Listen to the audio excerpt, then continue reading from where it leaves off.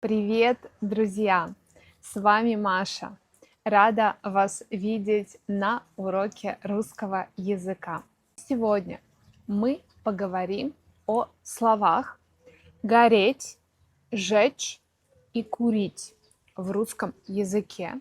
Почему вообще эти три слова собраны в одном уроке?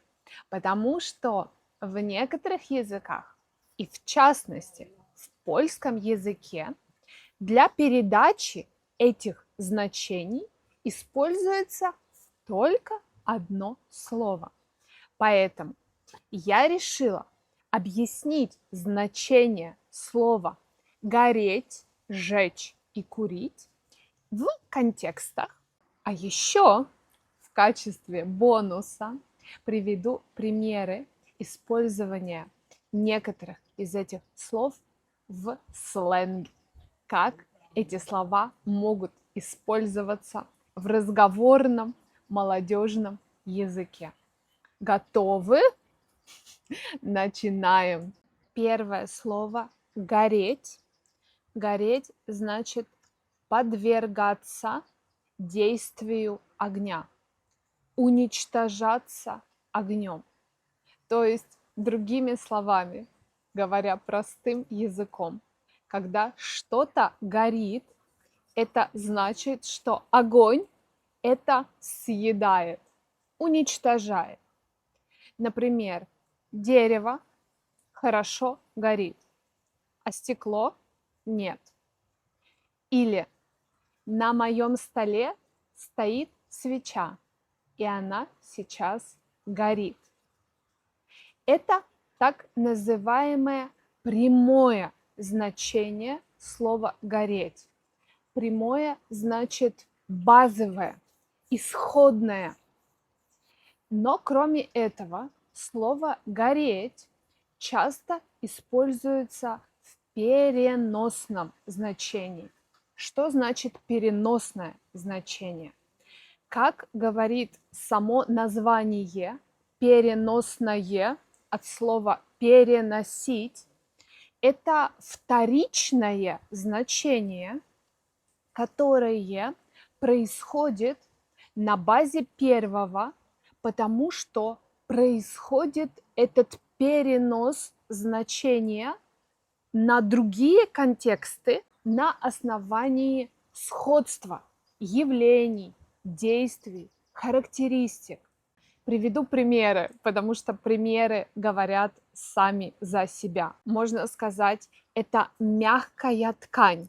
Мы чувствуем на руках или руками, что она мягкая. А можно сказать, у него мягкий голос. Голос нельзя потрогать, но мы чувствуем эту мягкость голоса и поэтому переносим значение. Или можно сказать, у человека мягкий характер. Опять-таки, мы его не потрогаем, но мы чувствуем эту мягкость эмоциональную, и поэтому можем сказать, что мягкий характер. Так вот, слово «гореть» очень часто используется в переносном значении. И одно из этих значений очень широко используется, когда мы говорим о свете. Например, в комнате горит свет, на улицах горят фонари, эта лампочка горит, а это не горит. Это первое переносное значение, а также мы часто говорим «горит» о наших эмоциях. Я горю желанием увидеть эту актрису. Гореть в этом переносном значении значит просто-напросто быть охваченным каким-то сильным чувством.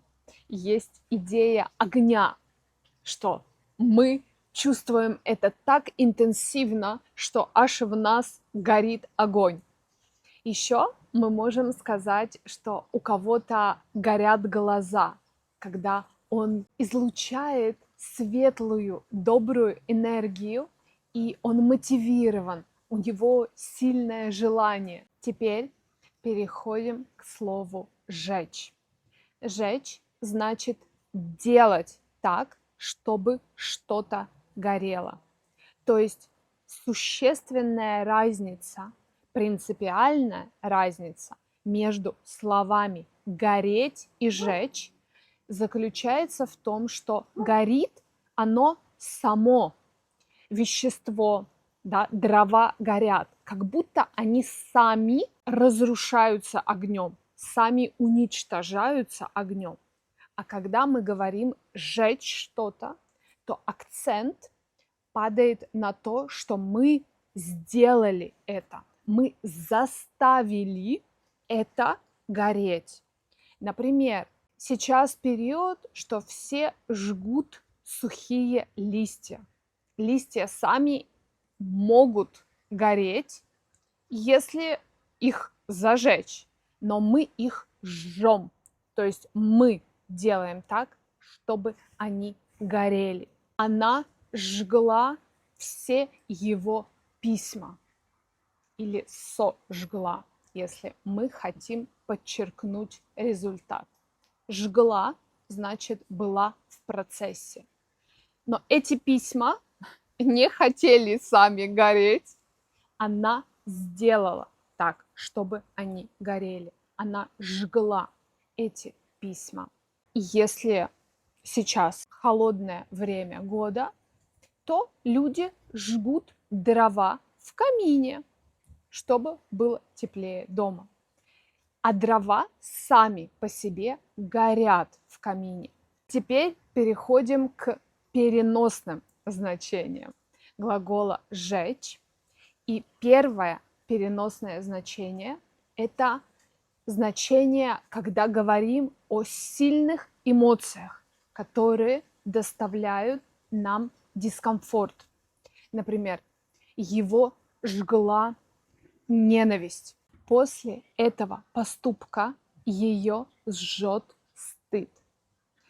Еще переносным значением слова «сжечь» является значение «палить», «сжигать», когда говорим прежде всего о солнце. Например, солнце жгло вовсю или солнце жгло так сильно, что невозможно было находиться на улице. Еще слово «жжет» мы можем сказать о физическом дискомфорте, который испытываем в нашем теле. Например, у нее жжет в груди или у нее жжет в желудке. И теперь интересное, то есть сленг. Как мы используем слово «сжечь» в сленге? Мы просто можем сказать «Вау, он жжет» или «она жжет». Что это значит? Это значит, что он находится в ударе, что он или она делает что-то вовсю, мастерски, делает что-то виртуозно, с таким очарованием, с очень позитивной энергией. Так что мы, говоря «она жжет», выражаем свое восхищение и признание того, что это сделано прекрасно. Можно сказать, они жгут, когда выступают, делают какую-то креативную работу и проявляют себя. Он жжет на этой вечеринке, на этой тусовке.